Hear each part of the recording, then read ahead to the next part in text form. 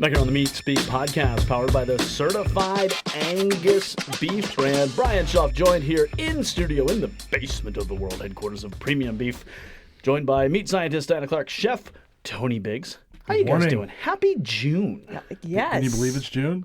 Goodness. So happy about that, right? This went by fast. Yeah, right? Too quick. Happy June. Two things, right? Two things that Happy June should be known for, right? When Beaver Cleaver's mom is happy, right? Yeah, right. exactly. Also, she can plant her flowers, right? That's right. Also, though, June, if you are in the food world, especially if you are a steakhouse, it is Steakhouse Month. Yes. Right? And, I make no bones about it. I'm not big on, like, food holidays, right? Because I will decide what food I want to celebrate today. But steakhouses get a whole month. And, which they deserve. Absolutely, right? But it's funny, you talk to some chefs in steakhouses, they're like, what do you mean June? They don't know, right? Because for them, every month is Steakhouse Month. That's true. That's a good point. Yeah. So, but it is Steakhouse Month, and what a fantastic reason to celebrate. Hopefully, those steakhouses out there are finding multiple reasons, not just because it's Steakhouse Month, but by now it's June of 2021. And if you go back over the previous calendar year, obviously no secret that it was a difficult year for restaurants everywhere, but the steakhouse in particular had a hard year for a lot of different reasons.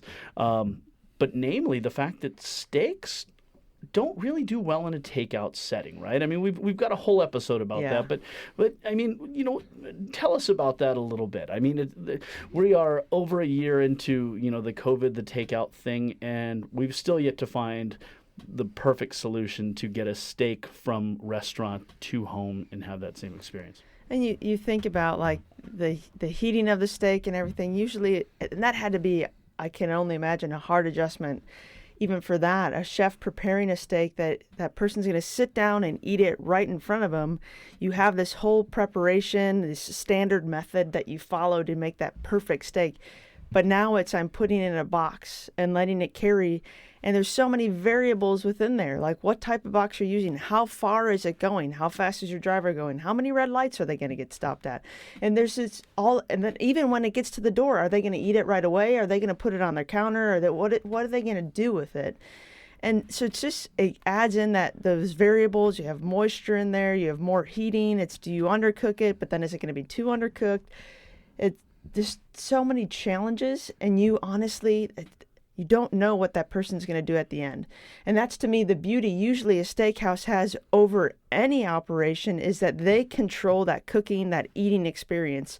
When a lot of times if a person's going to go buy a raw steak and take it home and cook it, it could be the best, the most expensive steak that they've ever purchased in their life.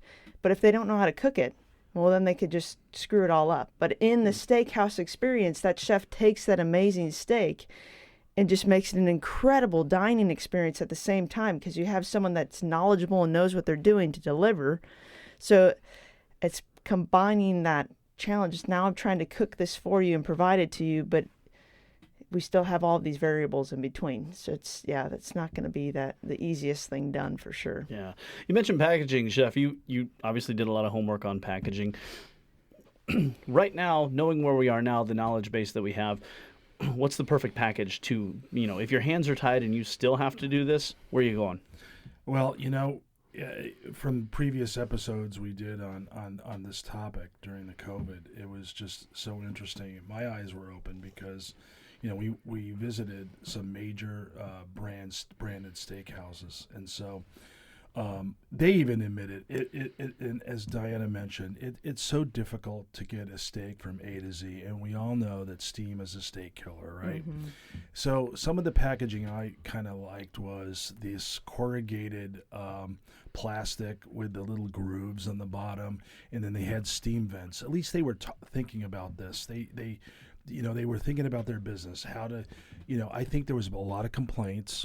I mean, even from these great steakhouses, I got steak home, and as Diana mentioned again, from A to B, it could be 25 minutes. It could be 30 minutes, right? And when I get my steak home, it was well done. Yeah. And you're talking about a $95 tomahawk steak.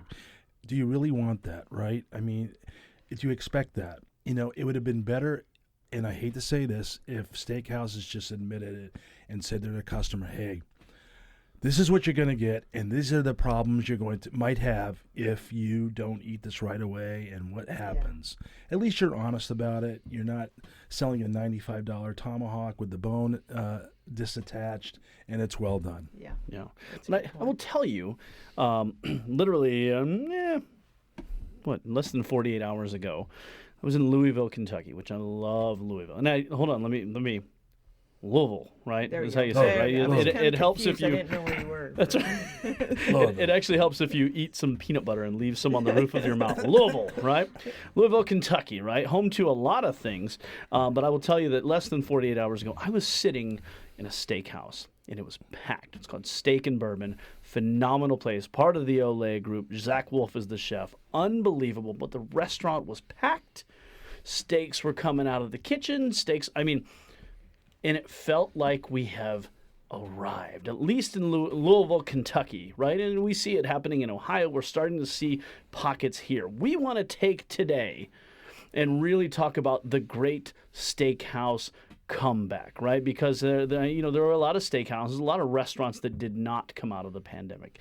There are also several in our guests. We have Chef Shawn Heine from Prime Cincinnati, Chef Glenn Wheeler from Spencer's in Omaha, right? You know it's a proper steakhouse. You're in the middle of cattle country out in Omaha, right? And on that note, we are going to take a break and turn the page and welcome to the podcast our good pal Chef Shawn Heine from Prime Cincinnati and our buddy Chef Glenn Wheeler from Spencer's for Steaks and Chops in Omaha, Nebraska. Coming back with you in a minute here on the Meat Speak podcast, powered by the certified Angus beef brand. Back here on the Meat Speak podcast, powered by the certified Angus beef brand. Brian Schaaf coming to you via Zoom with two guests today who are the faces behind some of the most hallowed halls of beef in the country and are here to talk about the great comeback of the American steakhouse, the genre of restaurants that was hardest hit during the pandemic. Joining us all the way from Omaha, Nebraska at Spencer's for Steaks and Chops, Chef Glenn Wheeler. How you doing, sir? I'm doing good, Brian. How are you? Man, I'm living the dream right now. And joining him, if you look actually slightly diagonal and to the right on my Zoom screen, although I realize this is an audio medium, coming to us from the Queen City at Prime Cincinnati, Chef Shawn Heine. How are you doing, sir? Doing great, man. Outstanding. I should point out, this is Shawn's second appearance on the podcast, right? We've now officially been around long enough that we're having some folks on making multiple appearances. So you've officially moved into a tie atop the leaderboard with Nick Solaris and Alvin Kylon. So if you're keeping score at home, gentlemen, I'll throw a question out to both of you guys to start. And again, I know it's always something you always want to look to the future. It's tough to sit back and dwell on the past, but I wanted to talk to you guys first about steakhouses, and you guys in particular, Spencer's in Omaha, Prime Cincinnati. You guys are both downtown in two of the largest cities in the country. Talk to us about what happened to you guys, I guess, during the pandemic in terms of what was the story when you got the word, when you had to shut down, how long were you down for before you really started to see things open back up? Glenn, if you don't mind, tell us about you guys. So we shut down on March 16th of 2020, and we were shut down until we reopened June 15th of 2020. So 3 months we were closed. Takeout just wasn't an option for us. It just with our high price point steaks, we just didn't feel like it could work for us. So everybody was furloughed and we were on our own for a few months. We opened back up. It continued to be extremely slow. We rely a lot on business travel and events being downtown. We're surrounded by the convention center and the main arena, the opera hall, the Broadway musical hall, all that. So with everything being shut down, there wasn't a lot of people coming downtown. So it was extremely hard. We had to really make some comebacks or cutbacks. And, we used to have a staff of 36 people, and we currently have a staff of 17 people.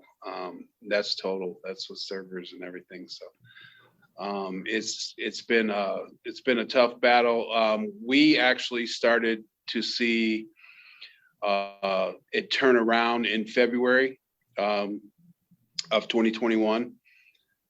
That's when we started turning the corner. I think we had, of course, Valentine's weekend in there, and people just started feeling more comfortable coming back out.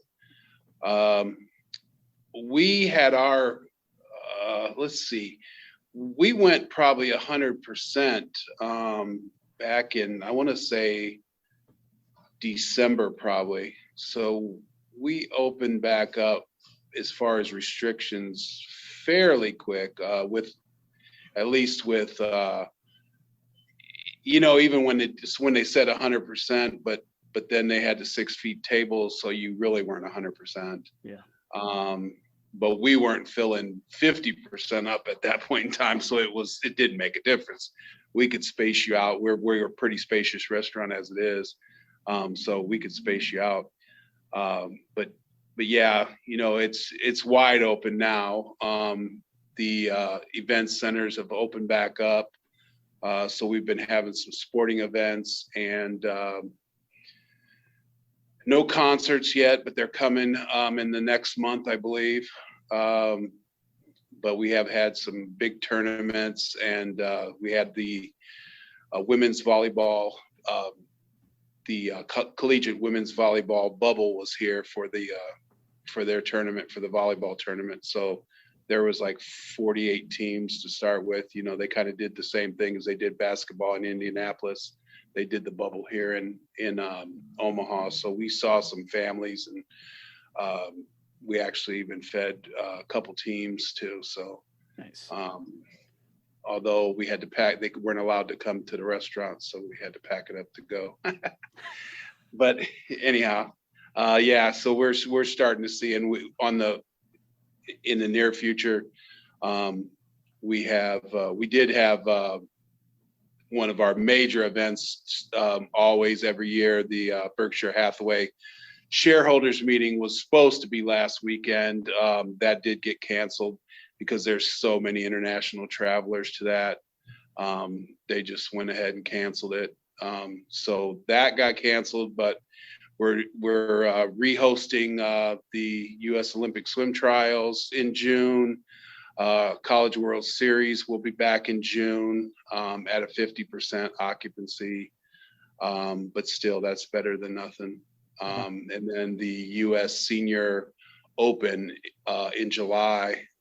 That's not a downtown area, but last time they held it here like 4 years ago, people still stay downtown. So a lot of the golfers and road crews and what have you. So that should bring. So it should be. I think we're off to a good start for the summer.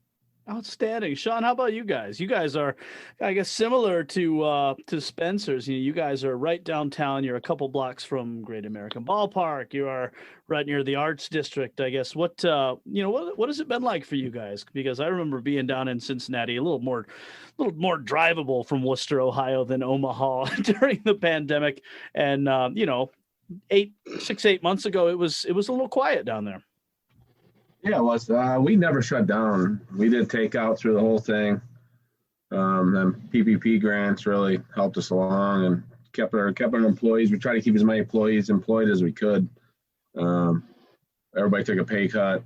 Me and all the management took pay cuts to be able to help out the hourly staff that we could, to keep on that we could. And luckily we did, since we're coming out of this, then there's no hourly staff to be had anywhere. I got a solid crew that has been with me for a long time, thankfully. But other than that, without the grants, we wouldn't have survived. Yeah. Plain and simple. We got the Aeronaut that's right across the street, and that was our big business too. The Aeronaut Theater. But Broadway just signed back up, and they're starting again in September, so that's huge for us. Not shutting down, I think, helped us out a lot, kept us going. Yeah, downtown was pretty dead.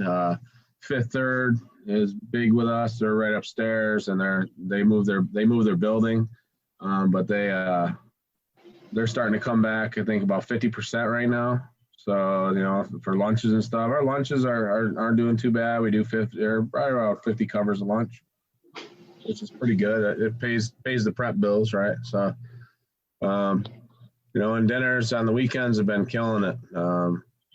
We're doing 200, 220 every Friday and Saturday night. Sundays are pretty good, about 100 people. So it's it's coming around, man. It's coming back. Excellent. How about as you guys were going through and exploring the idea? I'm sure takeout was the thing. Actually, we cut another podcast. So Chef Tony, people give me a hard time because I travel and eat a lot. Chef Tony spent most of his winter going around and ordering takeout from places to assess their packaging and how steaks would hold up, and just to get an idea of what really works, what doesn't work, and eat a lot of steaks, right? Because we all make sacrifices. What was your experience trying to get steak in a to-go type setting? I mean, it's one of those things. It's try as hard as you like. I mean, is it possible to really recreate what you'd get in a restaurant from the kitchen to your table? I don't think you do that with any kind of food, really. I mean, but our menu we took down to, stuff. Our to-go menu and online ordering for our to-go is, of course, we're not going to have calamari and stuff like that on there, but steaks. I mean, I box them up in plastic. It seems to hold them pretty well. I undercook them just a little bit. Just if they do need to heat it up a little bit at home or whatever, they're going to be able to. The flavor is always going to be there. It's just the doneness of it. I think that we compromised a little bit. But we got pretty good reception about it. I mean, we had Nelson's got pictures of line wrapped around the block waiting to pick up takeout. They get everybody got that extra checks and they're all spending. That's good. Take it right to the restaurants. Yeah. Chef Glenn, did you guys do a whole lot of takeout? Did you have to navigate that? We really didn't do a whole lot. And we do take out on a regular basis. So I mean, we didn't really do anything different. Like he said, we always discourage people from ordering like a calamari or something to go, because that's the worst. I mean, it's not worth it. That's something you should really stay away with. But we don't have like a specific takeout menu. I mean, they can order whatever they want, but we try to gear them away from anything that's, doesn't travel well or won't reheat well. Yeah. Excellent. I guess as we, but I guess before we turn the page, I mean, tell us about your restaurant, the history behind it, how long it's been there, because one of the things is it almost seems like you can get so caught up in vernacular and what people are eating. The Steakhouse is an American institution, right? We talk about how much meat people eat. It's a lot, right? And hopefully this is a testament to exactly that. Is restaurants come and go, trends come and go. The Steakhouse, though, a couple weeks ago we had Ryan Wilson from Lowry's Prime Rib on, right? There's something about those steakhouses that I don't know if you could say it's immune to trends and therefore protected in the fact that people always come knowing that like they can get something that is just grand and beautiful. I guess, can you talk about that? Like in this whole process, was your faith kind of restored in what you guys are doing, that you've built it and sure enough, the people are coming back? Everybody's got to celebrate. Yeah. Everybody's got to celebrate. You got birthdays, anniversaries, all that. I mean, if people are going to go out, they're going to go out to a nice dinner, right? So they're not going to an Applebee's or anything like that. They're coming to spend their money in the fine dining world, and If they want to do us, they can go next door to the pub. Chef Glenn, how about yourself, man? Yeah, I agree with Chef. You know, that's one thing, and we're seeing right now. It's graduation season. It's prom season. You know, everybody wants to go out to a nice place where they can, especially after being cooped up for a year. You know, they're getting out and they're celebrating, and you know, they can always count on that. You know, that they're going to get a great product here. You know, and stuff. So, and it's a nice place to celebrate at. You know.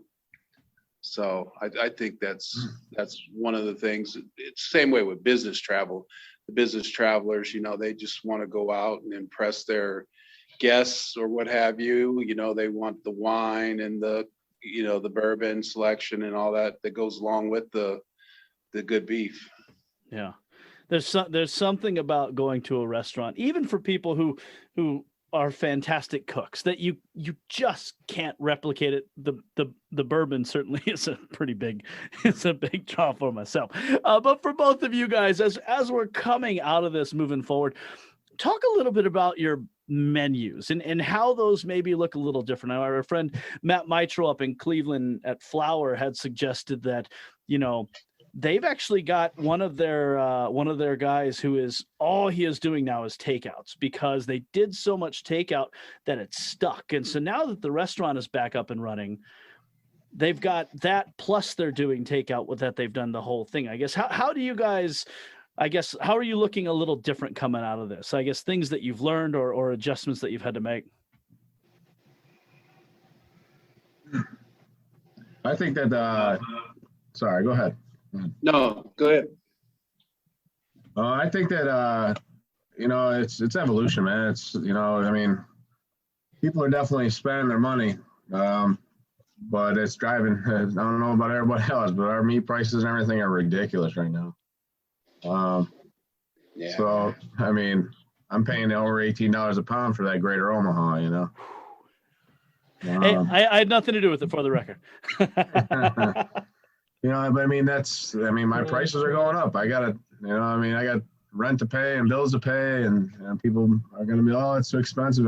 But, you know, there's nothing else I can do. It's supply and demand, I guess, supposedly. Just like building my cabin, you know. I just paid $1,500 for my porch. Just material. Right, and it was all plywood, right? Right. It's you know, we're taking the Street City into a different direction also. We're working that into actually a bourbon lounge, private bourbon lounge, kind of like a speakeasy kind of thing. So, you know, we got a lot of things going on, man. And, you know, Nelson, I mean, it's nonstop with him. It's, you know, I mean, me and him are texting each other at 3 a.m. What are we going to do tomorrow? You know, what are we going to do next week? And, you know, it's innovation and just keeping on, staying ahead of everybody else if you can. But, you know, our takeout still does all right. With the pub, it's probably about 50% takeout with the pub still. Yeah. Unfortunately, we have to use Grubhub and all them other, you know, they take 30% and don't allow you to raise your prices, which is ridiculous. But, you know, it's just keep on keeping on, man. How about you and Nelson on a tandem bicycle delivering? Yeah. Chef Glenn, how about you guys? I know you have dabbled quite a bit. I say dabbling, that's probably underselling it. You've got really kind of thrown yourself into barbecue pretty hot and heavy, haven't you? Yeah. I'm trying to find some time to do some type of pop-up menu here during barbecue month. We've been, like I say, we're running skeleton crew. We can't find anybody to work, as everybody's, you know, that's across the board. I think everybody's situation right now. But yeah, we've done. We were doing the Thursday night burgers, trying to just bring in business to the lounge and stuff. Different little pop-up menus, what have you. You know, we started when we came back. We slimmed down our menu quite a bit. Like, we took off stuff that we knew would probably be slow moving, and and or spoil what, we took off oysters and we took off prime rib, and we'd run prime rib maybe on a Saturday night only. So I'm trying to get that menu back a little bit more. I mean, we still got the big selection, but we took off like bone-in filet, which I'm going to put back on here probably this weekend, actually. Stuff that, we just weren't doing the volume. So we were trying to slim it down a little bit. But like you said, prices right now, are kind of through the roof. And availability of stuff is terrible. Delivery, I think, transportation problems and stuff like that's causing havoc. Buckhead Beef in Chicago for the last, I think 2 weeks ago or so, they said they stopped cutting culotte steaks because of the labor involved in it. So, we were using the culotte for like our steak frites, and had switched back to a flat iron, and you just got to kind of move with what's going on. But you're just seeing lots of shortages and stuff like that, and our providers, not going to call anybody out, have been atrocious because they're short drivers. Yeah. Getting deliveries have just been, it's been trying. Yeah, especially when you're waiting for a delivery, going into a busy weekend, and it comes at 6 o'clock at night, man. It's nothing else going on at 6 o'clock on a Friday night, right? I'm ready. That's yeah. Well, it is amazing. I remember we had a call with the president of one of the larger meat companies that we would work with, and he was a little winded when he hopped on the Zoom call with us because he was actually out helping load trucks as well. So it's the worker shortage seems to be impacting folks all the way up the chain. Everybody. So it's a difficult time to go. You both had mentioned the menu changes that you'd make. Was there anything that you would say was maybe a positive? Did it force your hand to remove some of those slower moving items, maybe streamline things a little bit? Like he said, that like Glenn was saying and Chef Glenn was saying, there's we took oysters off, we took stuff like that off too. But they're coming back. I just put lobster tails back on last week. Now my king crab is $800 a case. Yeah. From 520. So yeah. Crab and U10 scallops. Use 10 scallops are through the roof. Yeah, I'm like 253 right now for U7 scallops, U8s. Wow. Imitation king crab on the menu. Yeah, I'm sure that'll start rising too. Don't worry. But you can't find blue crab. My one provider, actually Northern Hazard out of Cleveland, man. They don't even have any crab. No, I mean, it's the same here. It's crazy. It's the jumbo lump crab meat we use for the crab cakes. You can't. The only thing I was able to find was a cheap Vietnamese. Yeah. Back fin, and it's up too, but yeah, not a good situation right now with that. It's not. It's good to know that beef isn't alone in this. Yeah. It's everything, man. I will say, since Chef Glenn mentioned it, right, to our listeners, right, if you're in Omaha, if you're in Cincinnati, right, I tend to eat my fair share of burgers, as my annual wellness checkup will reflect. Two of the best burgers that I have ever had both came from your steakhouses, right? And again, you're a steakhouse, but holy cows, right? You guys know how to make a burger or two. Shawn, I'm going to put you on the spot first. Tell me about the dry aged burger, because that's the one that it's got so much funk that if I didn't understand dry aging, man, I'd wonder, like, man, what is this? Tell me about this thing. Unfortunately, that one took a hit too. Oh. But I took that one off too. There's no more dry aged burger. Oh, yeah. Heartbroken. Our regular burger is pretty damn good though. Yeah, well, yeah. I've had the in the pub burgers. The FC Cincinnati burger is Yeah, another one of my favorites as well. Right? yeah. They're What do you opening go? up this Sunday. What's that? FC's opening up this Sunday. So hopefully the pub will be jamming. But talk to us about that. You started on this burger idea because of trim that you had saved, right? I mean, you had a wall of trim at one point that was I just got another one. so you need a home It's for back, man. It's back. it. So Back. the wall of trim spurred you guys to really go into the burger game, huh? Yeah, for sure. And with the pub too, we got the pub putting out burgers too. So we're trying to use up as much as we can. I mean, and then we got ATPs happening this year, the tennis tournament. So we'll be there, slanging burgers, slanging sliders there. I don't know if we'll do 9,000 like we did a couple years ago, but hopefully we'll do something around that. Excellent. The tennis crowd loves the burgers, right? I don't know that I would have guessed that. So, Yeah. All right, Glenn, how about you guys? Obviously you have a number of burgers as well. The Big Spence, though, man, you guys went full R&D mode to make the Big Spence, right?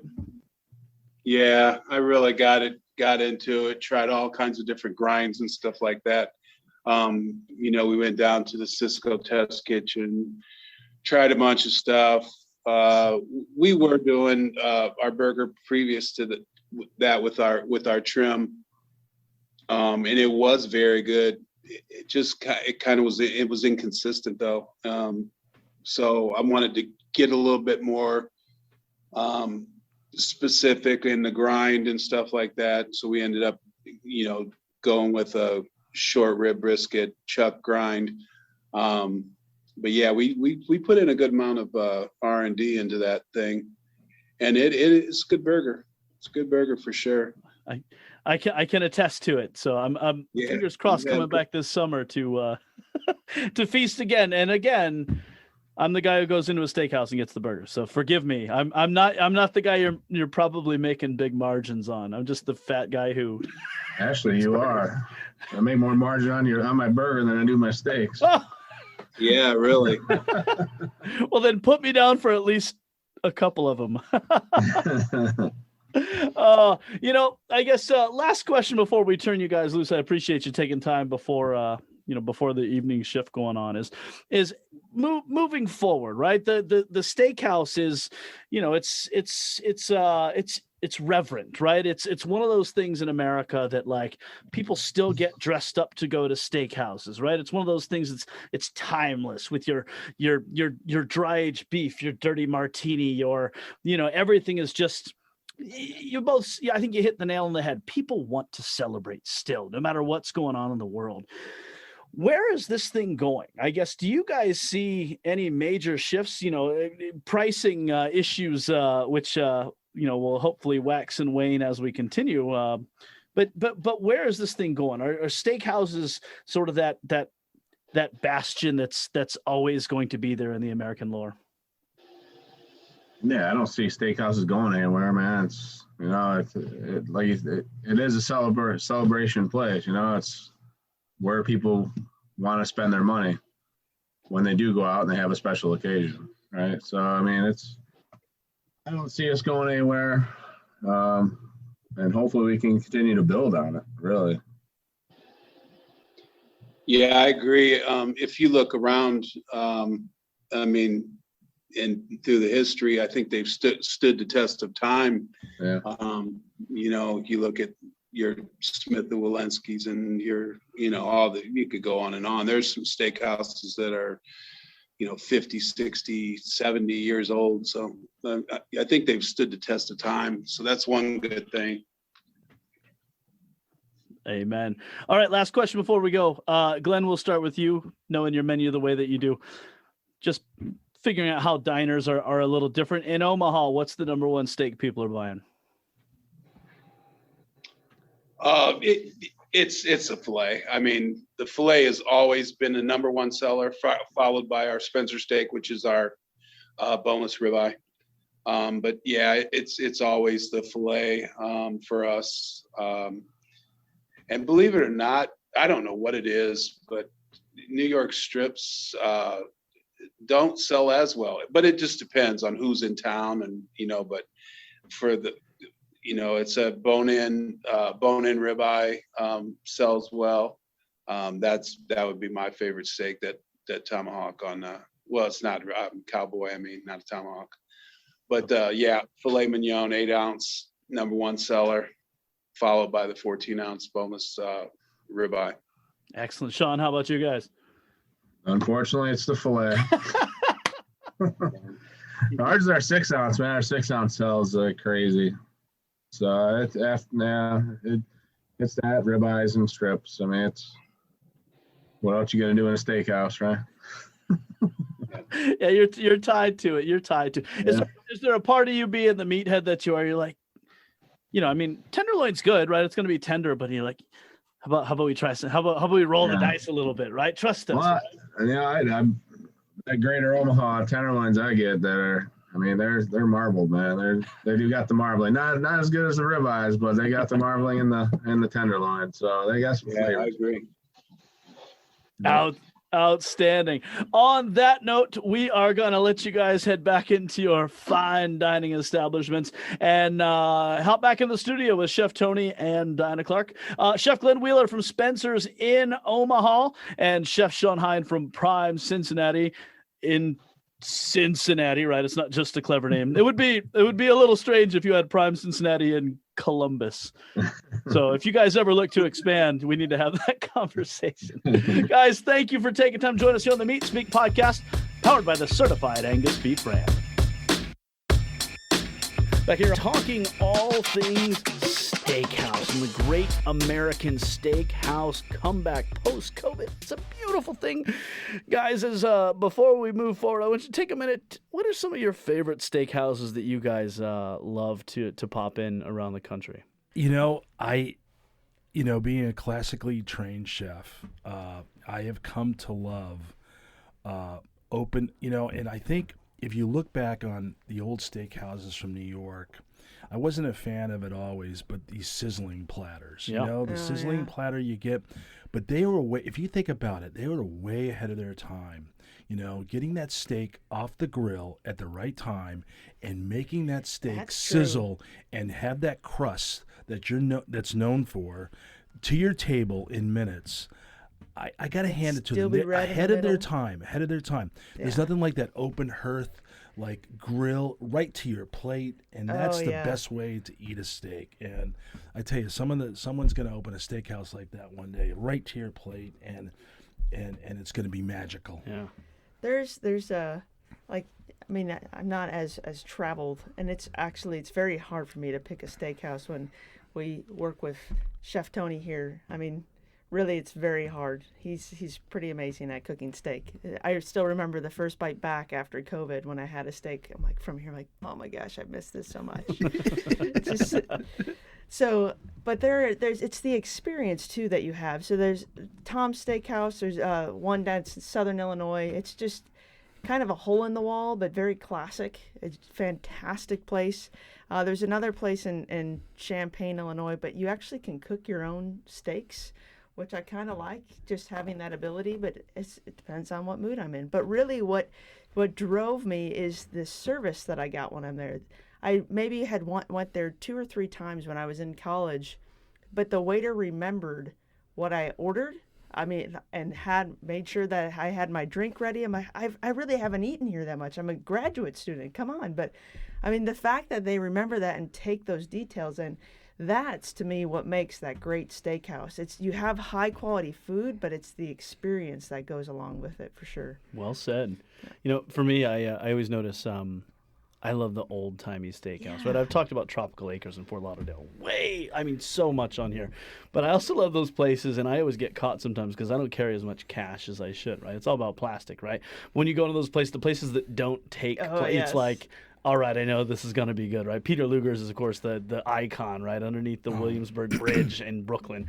But here where we're at in Northeast Ohio, the Green Diamond, right? Up, what is that? It's near Akron, right? Same deal. And it's like, this is going to be the exact same meal that I could have ordered in 1965. That's what's so cool. It's like how many people have sat and dined in this room, and like what did they do? What conversations did they have? And it's neat to think about. Well said. All right, so what I think what we've done, and I'm looking at the time here, is we actually we have so much. I'm going to split that, and what we just talked about is what we're going to tack on the end. Okay. So I'm just going to do a couple quick transitions. I'll go ahead and wrap it first. On that note, it is time to put a bow and start celebrating Steakhouse Month. do we it. got a whole month. Let's do You it. got a whole month to eat so much steak that you're going to probably need to diet in July, right? But that's okay. It's Staycation. very hot out, so you sweat more, right? This is Exactly. why we do this, I right? mean, protein, a steak is great for your diet. It's right. never a bad thing. It's all good for you. Yeah. No, the cream spinach,